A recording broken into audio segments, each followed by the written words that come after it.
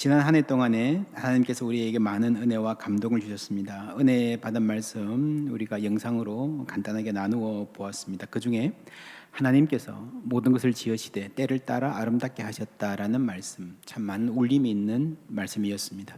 전도서에 나오는 말이죠. 전도서 하면요, 우리가 딱 드는 생각이 헛되고 헛되다라는 말이 먼저 기억나는데, 자세히 연구하고 묵상해 보면 이 우울한 회색 바탕에 정말 반짝이는 보석 같은 희망들이 있습니다.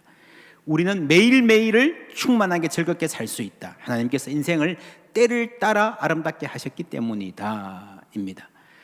인생이 허무하면 어떤 사람에게 허무합니까? 지금은 아니지만, 지금은 내가 참 멋 같은 인생을 살고 있지만 저 고개를 넘으면 행복이 있을 거야 하고 달려가는 사람, 막상 가보면요, 뭐 그만큼은 아니거든요. 목표한 것을 이루어도 남보다 많이 가져도 허무하다 할 수밖에 없습니다. 혹은 과거만 생각하고 그때가 좋았는데, 근데 그 과거에도 별로 좋은 줄 모르고 살았잖아요. 여러분, 잘 사는 것은 오늘을 사는 것입니다. 오늘을 충만히 살 줄 아는 걸 배우는 게 신앙입니다. 오늘 본문 말씀, 요한일서 말씀은요, 아비들아, 자녀들아, 청년들아 하면서 각각의 나이에 해당하는 신앙의 권면들이 이어서 나옵니다. 여러분, 교회에서 누가 가장 중요합니까? 다 중요해요. 여기 아버지, 자녀, 청년, 젊은이라는 말은요, 가족의 언어잖아요. 교회가 하나의 가족이라는 말입니다. 여러분, 가족 중에는 누가 가장 소중합니까? 다 소중합니다. 다 소중합니다. 인생의 어느 때가 가장 좋은 때입니까? 모두가 좋은 때를 살고 있습니다. 그게 성경의 말씀이에요. 성경의 말씀.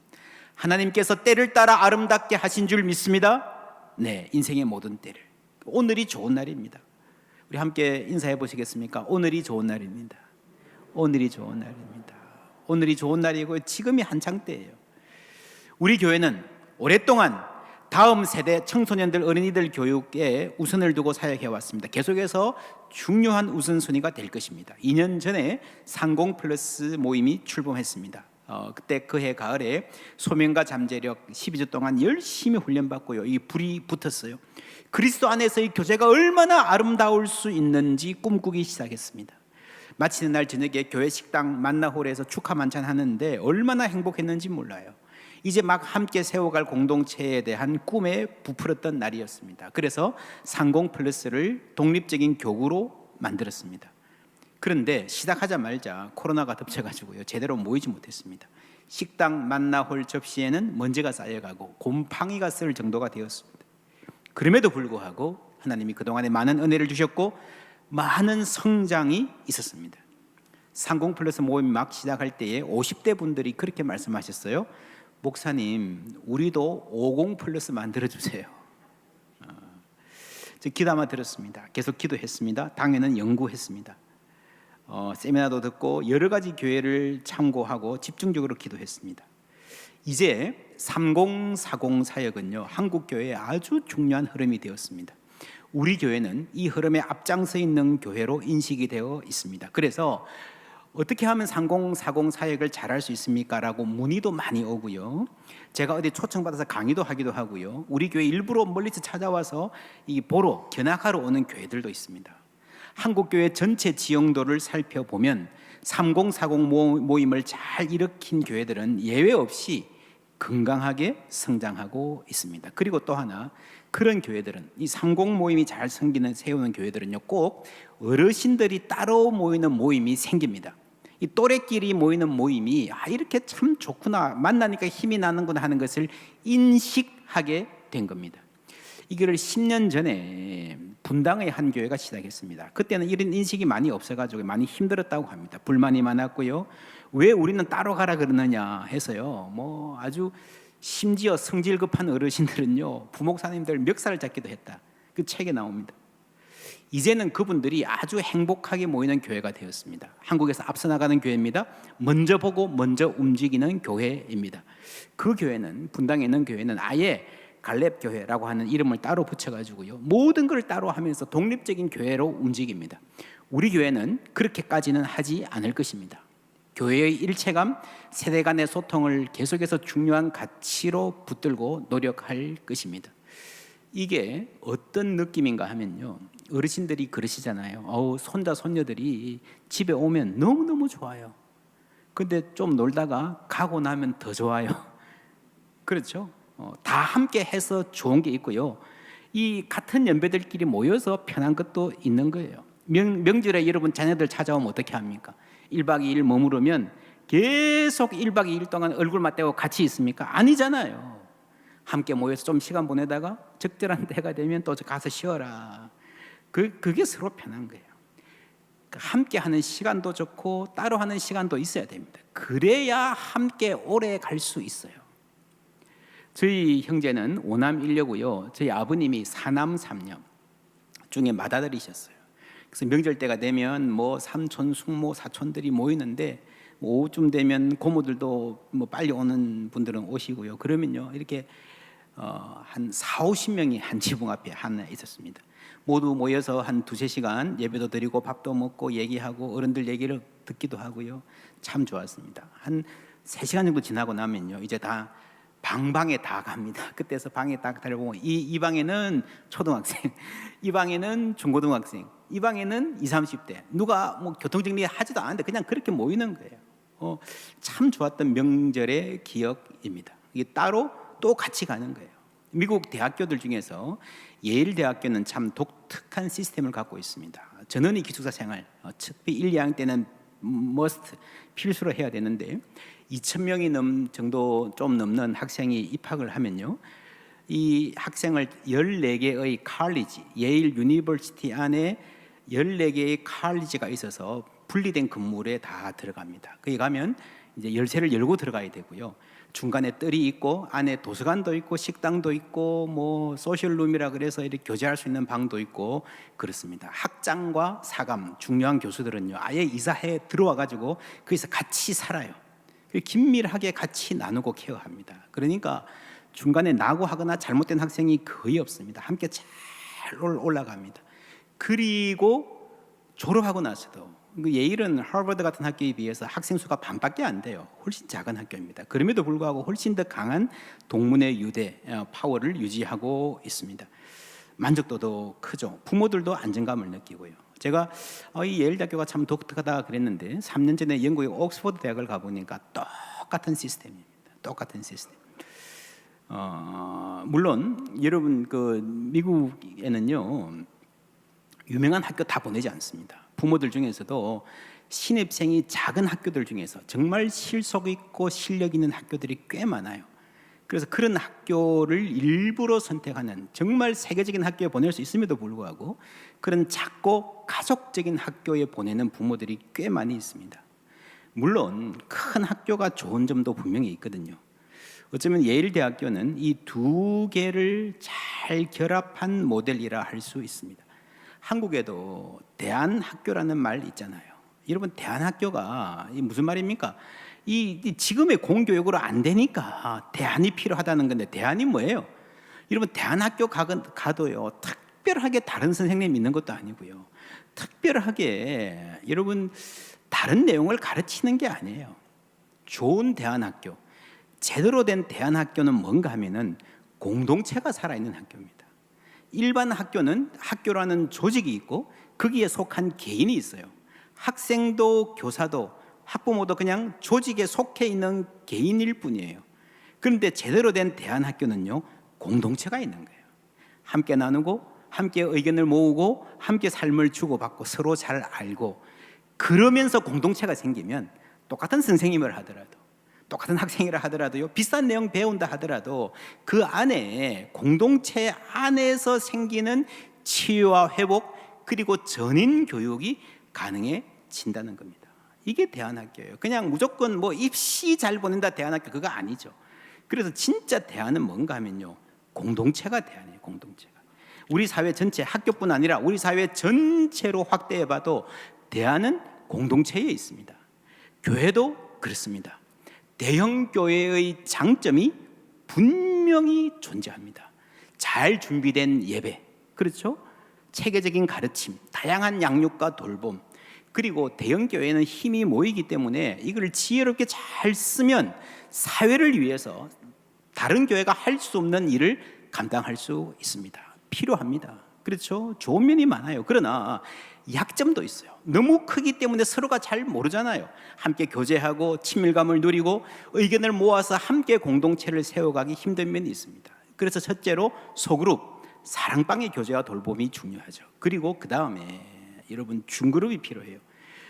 선교적으로는 한 300명 안팎의 교회가 참 재미있게 서로의 의견들, 창조성을 모아서 할 수 있는 일들이 참 많이 있습니다. 목자와 부목자가 모이면 한 50명에서 100명 사이, 이런 중그룹이 하나님의 선교 명령을 특별히 마을 목회를 감당하기에 굉장히 좋은 구조입니다.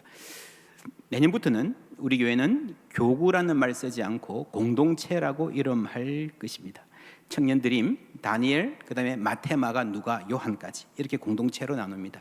이 편제와 의미에 대해서는 물된 동산, 오늘 나가는 물된 동산에 아주 상세하게 나와 있습니다. 여러분 참고하시고 기도해 주시기를 바랍니다. 이렇게 공동체가 되어서 역동적으로 사역하기를 기대합니다. 성경 말씀 함께 읽습니다.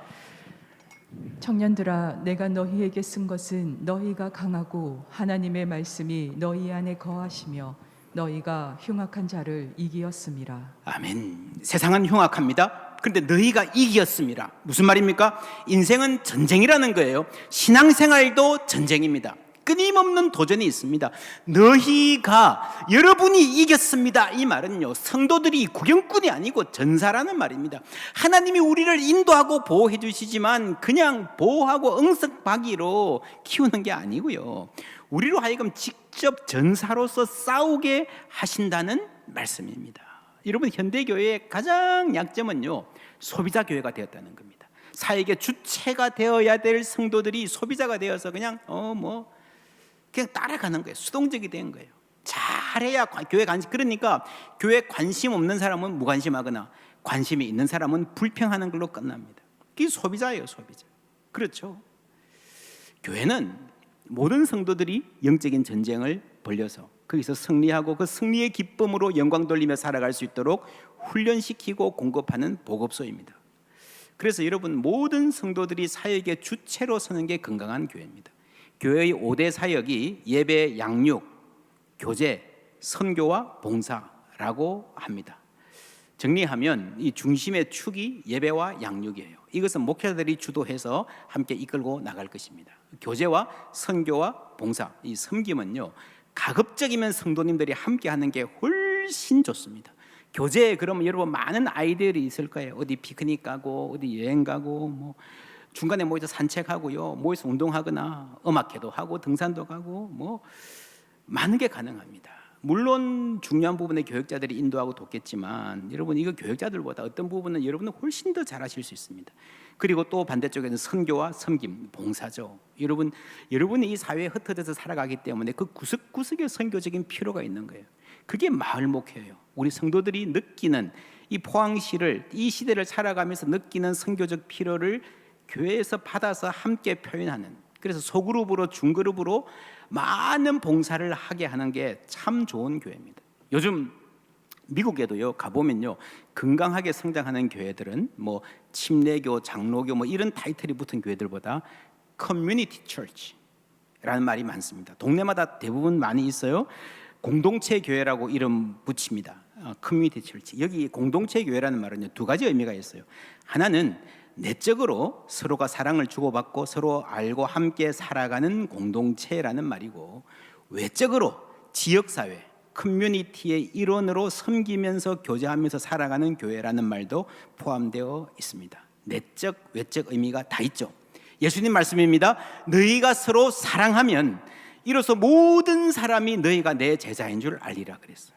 여러분, 사람들이 교회가 내적인 교제에 힘쓸 것인가, 외적인 선교에 힘쓸 것인가, 이거를 나뉘는 거라 생각하는데 절대로 그렇지 않습니다. 예수님은 반대로 말씀하셨어요. 서로 사랑하고 따뜻한 교제가 있는 교회일수록 그 온기를 주위에 나눌 수 있는 교회가 된다라고 하는 것입니다. 내적 교제와 외적인 선교는요, 같은 힘에서 출발하는 거예요. 우리가 이런 교회를 만들어 가야 됩니다. 지금 여러분, 이 세상이 급속도로 바뀌고 있습니다.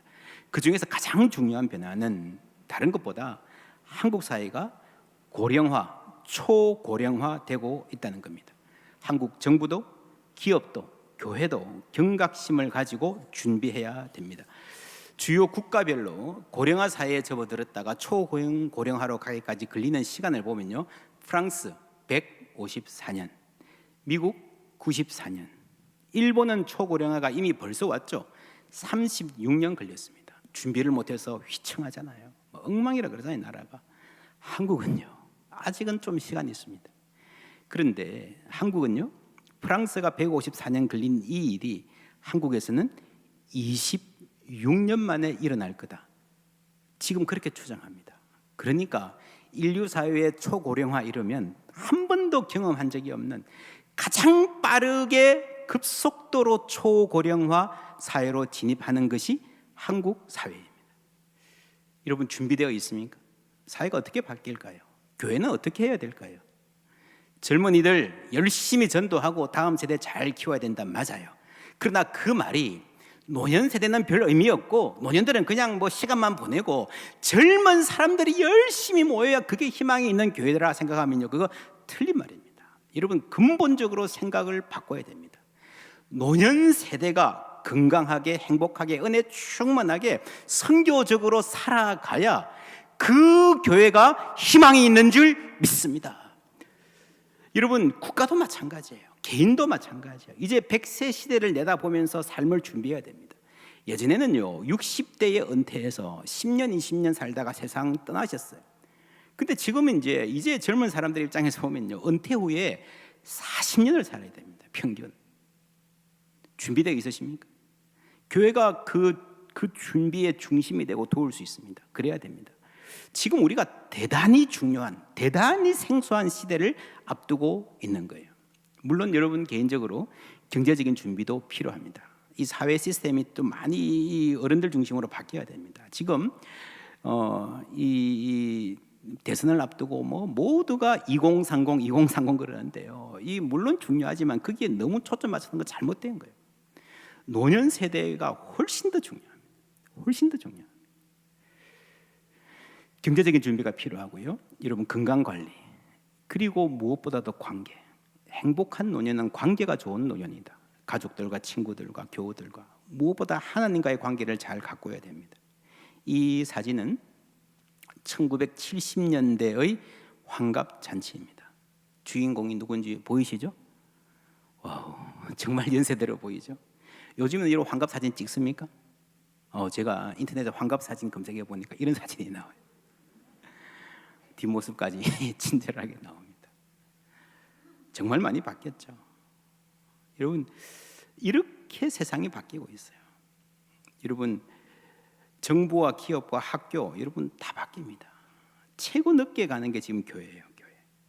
여러분, 모 일간지에 이 일간지에 이렇게 실었더라고요. 1970년 한국인의 기대 수명은 61.9세였다. 올해는 81.7세다. 이런 81.7세는 젊어서 돌아가신 분 다 합치니까 그렇지, 환갑 넘기신 분들은요, 훨씬 더 높은 인생을 사는 게 맞습니다. 이를 단순 환산하면 현재 60세는 70년의 45세와 맞먹는다. 그렇죠. 여러분 다 지금 창창한 나이인 거 아십니까? 예, 창창한 나이세요. 이 시기를 어떻게 잘 살 수 있을까요? 10번의 성장이라는 책이 있습니다. 도널드 캡스, 아주 훌륭한 학자인데 프린스턴 신학교에. 근데 책이 아주 잘 써진 책은 아닙니다. 왜냐하면 이런 아이디어 자체가 생소한 거기 때문에 이렇게 그냥 기본적인 아이디어를 모아서 쓴 책인데, 이 책 제목이 굉장히 중요해요. 10번의 성장이라는 말은 무슨 말인가 하면은 인생을 10년 단위로 나눠서 인간은 계속해서 성장해야 된다는 말이죠. 옛날에는요, 60세 그러면 이상 노년이라 그랬어요. 지금 물어보세요. 60세, 70세 엄청 다릅니다. 70대와 80대 완전히 달라요. 그냥 노인이란 말로 하나로 퉁칠 게 절대로 아니에요. 그 이후에도 60, 70 이후에도 끊임없이 변화와 성장이 일어나는 거예요. 이분의 주장은 10살까지는 희망, 20대는 진취적인, 30대는 유능함을 키우는 해죠. 근데 여러분 40대가 돼도요, 30대처럼 나의 유능함에 기대어 살면 안 됩니다. 30대까지는 좀 잘난 척해도 괜찮아요. 40대가 되면 저 사람이 말하면 믿어도 되겠구나 라는 신뢰를 심어주는 사람이어야 돼요. 50대가 되면 사랑을 베풀고 60대 돌봄을 베풀고 70대가 되면 지혜가 조금 생깁니다. 80대는 우아함이 뭔지를 보여줄 수 있는 참으로 복되고 빛나는 시기입니다. 90대가 되어야 사람이 인내가 뭔지를 제대로 알게 된다는 말입니다. 여러분, 끊임없이 성장하는 게 필요하고 가능하다는 말입니다. 이 책을 보면 구체적인 신뢰들, 이분이 상담을 전공한 분이기 때문에 아주 구체적으로 20대, 30대, 40대, 50대, 60대를 통과, 70대, 80대를 잘 통과한 분들 혹은 고민하고 있는 분들의 예를 생생하게 전하고 있습니다. 잘 사는 사람들은요, 끊임없이 성장하는 사람들입니다. 10번의 성장. 나는 지금 어떤 단계에 와 있습니까? 여러분, 계속해서 성장하는 사람들은요, 나 때는 말이야 하면서 꼰대 소리 안 들을 수 있습니다. 13절에 아비들아, 내가 너희에게 쓰는 것은 너희가 태초부터 계신 이를 알았음이요 했습니다. 옛날부터 하던 말이죠. 여러분, 그래서요, 그리스도인들은, 예수 믿는 사람은 꼰대 되기 쉽습니다. 이 지켜야 되는 진리가 있잖아요. 세상 다 변해도 우리가 못 바꾸는 게 있잖아요. 옛날부터 하던 말인데 또 해야 되잖아요. 그런데 여러분, 예수 믿는 사람들이 어떻게 꼰대가 안 될 수 있는가? 진리를 붙잡으면서도. 7절 8절 함께 읽습니다. 사랑하는 자들아, 내가 새 계명을 너희에게 쓰는 것이 아니라 너희가 처음부터 가진 옛 계명이니 이 옛 계명은 너희가 들은 바 말씀이거니와 다시 내가 너희에게 새 계명을 쓰노니 그에게와 너희에게도 참된 것이라. 아멘. 옛 계명을 쓴다. 여러분이 이미 알고 있는 말을 내가 다시 한다. 그러나 이 옛 계명이 바로 새 계명이라는 거예요. 얼마나 여러분 놀라운 말입니까? 옛 계명인데 본래 알던 말인데 새롭게 들리는 거예요. 어떻게 가능해요? 어떻게 가능해요? 전하는 내가 새롭기 때문입니다. 할렐루야. 40대 50대 때 했는 말인데요, 60대 70대가 하면요 좀 더 무게가 실려요. 어제 했던 말인데 다시 새롭게 들릴 수 있는 것은요, 다시 여러분 젊은 사람들이 그 앞에 귀를 기울이고 말 듣기 원하는 것은요, 내가 새롭게 되기 때문입니다. 내가 성장하고 할 수 있다는 거예요. 이런 사람들 있잖아요, 그죠? 93세대 가지고 새로운 책을 쓰고, 여러분 기자들이 몰려가서 기자회견하는 분도 있어요. 옛날 말 똑같이 하지 않습니다. 내가 성장하면 가능합니다. 내 영혼 날마다 주를 만나 신령한 말씀 늘 배우도다. 할렐루야. 날마다 배우는 삶이 주님 앞에 설 때까지 그리스도인의 삶입니다. 그러니까 새롭게 살 수 있어요. 15절 함께 읽습니다. 이 세상이나 세상에 있는 것들을 사랑하지 말라. 누구든지 세상을 사랑하면 아버지의 사랑이 그 안에 있지 아니하니. 사랑. 사람은 다 다른 색깔, 다른 방향의 사랑을 가지고 있습니다. 저 사람은 이걸 원하지만 나는 다른 걸 원해요. 저 사람은 이걸 가지면 만족하지만 나에게는 별로 의미 없고 나는 저것이 없으면 살기가 힘들어요. 여러분, 사람은 사랑입니다. 잘 사는 것은 무엇인가 하면요, 내가 무엇을 사랑하는가에 의해서 정해지는 거예요. 어떤 분이 그래요. 어느 날 전화가 왔어요. 큰일 났네요. 어떻게 하면 되죠? 막 한두 시간 그 사람 하라는 대로 정신없이 시키는 대로 다 따라다니다 보니까요, 2시간 만에 전 재산이 다 날아갔어요. 보이스 피싱. 나쁜 놈이죠. 여러분, 어디 어리석은 사람만 하는 게 아니고요, 정말 빠꾸미들도요 많이 당한답니다. 나쁜 놈들이죠. 경각심을 가져야 되죠. 근데 여러분 아십니까? 돈을 빼앗아 가는 것도 나쁘지만 더 나쁜 것은 마음을 빼앗아 가는 겁니다. 사랑하지 말아야 될 것을 사랑하게 만드는 게 세상에서 가장 나쁘고 가장 위험한 거예요. 여러분, 기도하면서 생각해 보세요. 나는 무엇을 사랑하는가? 나는 무엇을 얻고 싶은가? 이 사랑이 어디서 왔는가? 우리 가정은 무엇을 사랑하는가? 우리 아이들이 평생 무엇을 가장 사랑하면서 살면 좋겠는가?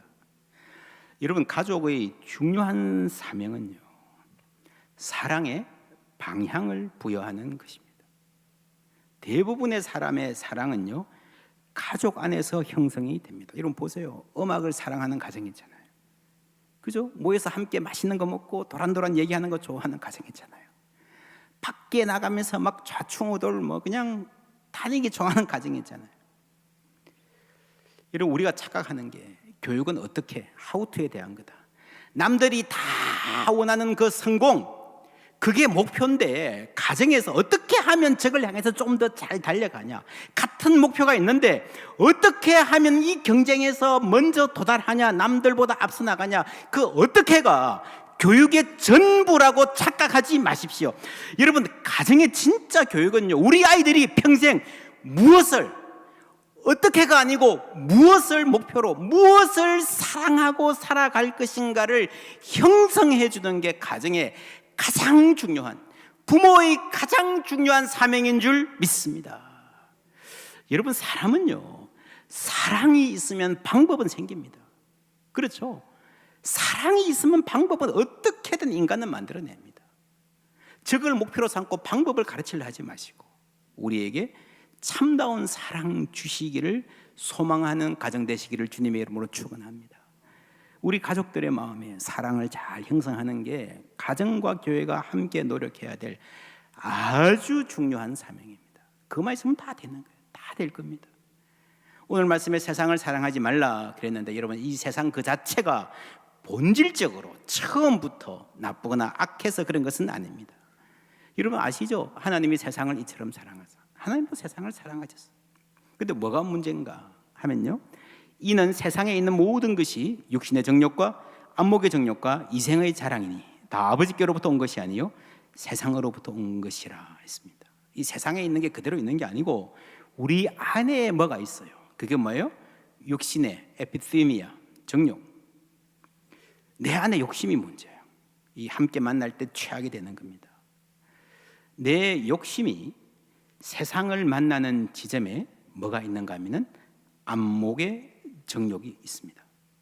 안 봤을 때는 몰랐는데 세상에도 여러분 견물생심 아시죠? 눈으로 보는 게 마음에 들어오고 그게 내 생각을 장악하고 내 사랑을 결정해 버립니다. 점점 더 나를 욕망으로 끌고 가고 욕망의 노예로 살게 만듭니다. 그러면 좋죠. 이 좋은 게 문제예요. 세상 것도 좋은 게 있습니다. 그게 자랑이 되는 거죠. 이생의 자랑. 여러분 내 속에 있는 욕심이, 정욕이 안목의 정욕을 통해서 세상과 만나고 그게 내 것이 되어서 나의 자랑이 될 때, 이생의 자랑이 될 때 그게 위험해지는 겁니다. 이 자랑은요 늪과 같아서 한번 발을 디디면 여러분 빠져나오기 힘듭니다. 여러분 자동차, 좋은 차를 타면 뭐가 좋아요? 승차감, 차 탈 때 편안하고 아 좋다. 근데 요즘에 더 중요한 게 있대요. 뭔지 아십니까? 하차감. 내가 차를 내릴 때 야 부럽다. 이렇게 경탄의 그 눈빛, 하차감. 그래 내가 이 맛에 살지. 이생의 자랑입니다.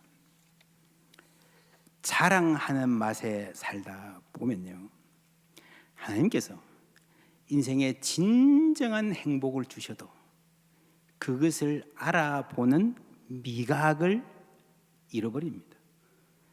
여러분 웬만한 사람들은요 적당한 재료에 설탕만 많이 올려도 맛있다 그래요. 그렇죠? 요리 쉬워요. 미원 팍팍 치고. 근데 계속 그런 음식을 먹다 보면 정말 좋은 음식, 그죠? 정말 좋은 음식을 맛보는 입맛이 교란이 되는 거예요. 10절 11절 함께 읽습니다.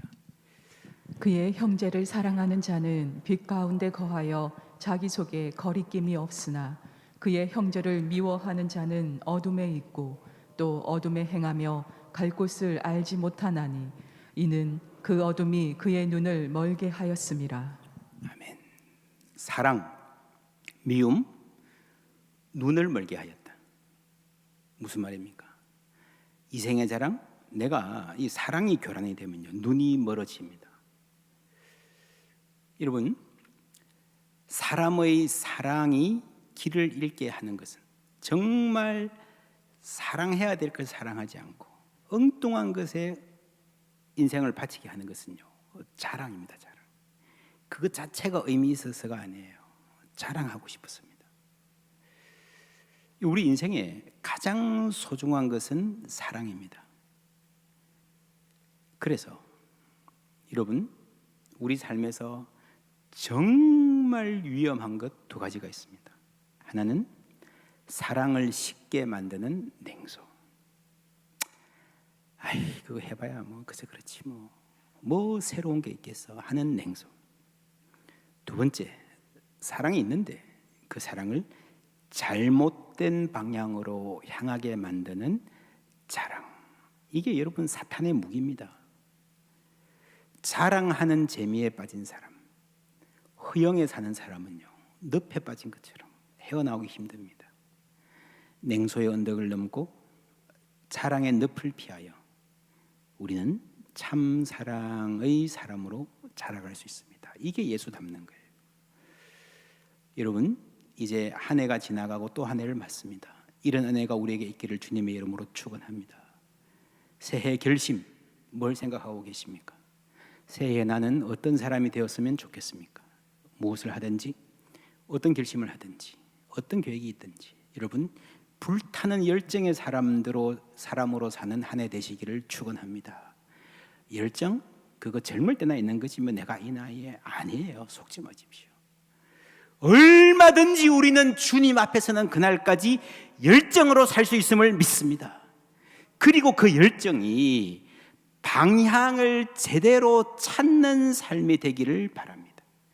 정말 소중한 일에 초점 맞출 수 아는 지혜, 그러기 위해서 우리에게 필요한 것이 있습니다. 너희가 강하고 하나님의 말씀이 너희 안에 거하시며, 하나님의 말씀이 너희 안에 거하시며 너희가 흉악한 자를 이겼습니다.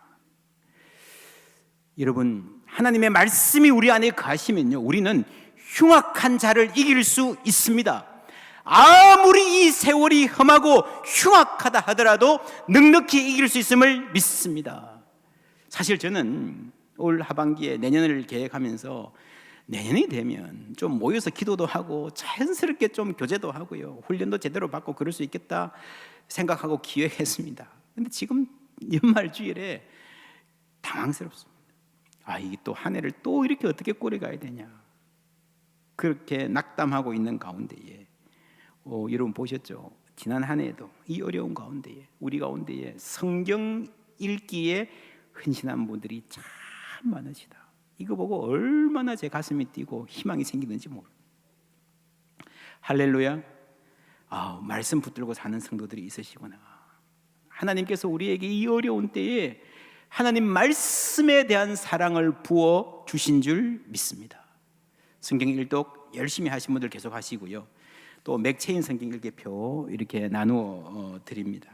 여러분, 이 성경 읽기는 참 영적으로 유익이 많습니다. 창세기부터 쭉 읽어가는 거 좋은데 이게 마음에 드시는 분 계속 하시고요, 좀 힘든 면도 있습니다. 이렇게 난 코스도 자주 만나고요. 이 맥체인 성경 읽기는 신구약 섞어서 읽기 때문에 연결이 되면서도 다양한 본문을 골고루 접할 수 있습니다. 그래서 많은 분들이 끝까지 마칠 수 있었다고 저는 믿습니다. 여러분 한번 해보십시오. 참 좋습니다. 이게 교회에서는 읽기표 나눠드리지만 핸드폰에 아주 쉽게 접근할 수 있는 앱도 있습니다. 어떤 앱은 매일매일 체크를 다 해주고요, 뒤처지면 따라잡을 수 있는 플랜도 만들어주고요, 또 이게 심지어 녹음이 다 돼가지고 유튜브도 돼 있습니다. 만약에 1월 5일 날 오늘 좀 읽기 힘들다 그러면 유튜브 틀어서 그냥 들으셔도 되는 그런 얼마나 좋은 세상이에요? 그렇죠? 이 세상은, 지금의 세상은요, 타락하기도 좋은 세상이지만 경건하게 살기도 참 좋은 세상입니다. 아십니까? 선택은 내가 하는 거예요. 여러분 좋은 선택하시기를 주님의 이름으로 축원합니다. 생명의 삶으로 계속 큐티하시는 것 물론 정말 좋고요, 이 맥체인 성경 읽기도 참 훌륭한 대안입니다. 어떻게 하든 매일 시간을 따로 정해놓고 성경을 읽기 시작하면 생활 전체가 반듯하게 규모가 잡히기 시작합니다. 성경을 규칙적으로 읽는 사람은 자신의 시간도 잘 관리하고 자신의 건강도 마음도 잘 챙길 수 있습니다. 여러분 아시죠? 하나의 좋은 습관이 다른 좋은 습관을 꼬리에 꼬리를 물고 찾아오게 합니다. 이번 한 주 동안 이제 5일 남았는데 여러분 기도하면서 새해 계획해 보시기 바랍니다. 뭘 하고 싶습니까? 사실 우리의 마음은 이미 너무 많은 생각들로, 너무 많은 계획들로 꽉 찬 상태일지도 모릅니다. 거기다가 해마다 연말이면 여기저기서 모임들이 많잖아요. 막 송년회, 뭐 악년회, 뭐 그렇게 많은지 올해는 못 하잖아요. 제가 생각해 보니까 오히려 잘 됐다 싶어요. 잘 됐다. 그냥 좀 조용하게 친구들은 천천히 만나고 조용하게 차분하게 자신을 돌아보는 시간. 내가 내년에는 무엇을 하고 싶은가? 이것 이전에 여러분 이생의 자랑, 내가 무엇을 내려놓아야 하냐, 무엇을 버리면 좋겠는가 생각해 보십시오. 저는 미국에서 목회할 때에 연초가 아니라 연말에 특별 새벽기도를 했었습니다. 그리고 새해는 좀 힘차게 출발하자. 그래서 그렇게 했던 적도 있습니다. 여러분 연말에 새해를 좀 집안을 청소를 하십시오. 하다 보면 버릴 거 다 버리고요. 쓸만한데 좋은 건데 나에게 없어도 되는 것, 혹은 좋은 건데 내가 2개 있는 것 하나씩만 교회 가져오십시오. 그래서 특별 새벽기도 하는 앞에 하는 저 뒤에는요 물건들을 쭉 쌓아놓고 있습니다. 그래서 새해가 되면 누구 나눠주는 거예요. 그죠? 어디 기부도 하고 얼마나 좋아요. 이렇게 하는 이유는 이런 우리가 버리는 훈련이 필요합니다. 내려놓는 훈련이 필요합니다. 집안 청소하며 쓸데없는 물건을 버리듯이, 혹은 쓸만한 물건 남에게 주듯이요. 마음도 때때로 대청소가 필요하다는 것 여러분 아십니까? 이번 한 주 새해가 되기 전에 마음 대청소 기간으로 삼으면 좋겠습니다. 특별히 이생의 자랑, 내가 뭘 사랑하고 뭘 자랑하고 살아왔나, 내가 이것을 가졌으면 정말 좋을 텐데 폼나게 살 텐데 생각했던 게 뭔가, 그를 다 내려놓으시면 좋겠습니다. 그렇게 깨끗해진 공간에 우리 마음에 하나님이 어떤 소망을 채워주실지, 어떤 사랑을 주실지 기대하는 마음으로 한 해를 보내고 새로운 소망으로 한 해를 시작하는 우리 모두 되기를 주님의 이름으로 축원합니다.